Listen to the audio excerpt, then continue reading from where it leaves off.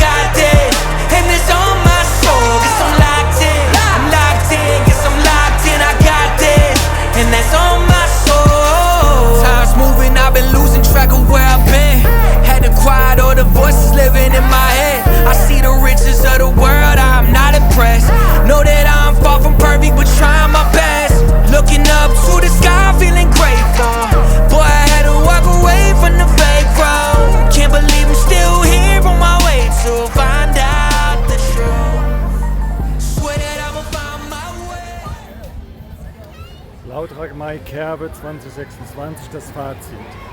Also die Fahrgeschäftauswahl auf der Kerwe war echt gut. Also das Magic, da Breakdancer, Airwolf, Frisbee, Riesenrad, Autoscooter, Geisterbahn, die Auswahl ist super. Aber die Stimmung auf diesem Volksfest oder dieser Kerwe, Messe, wie auch immer, ist merkwürdig.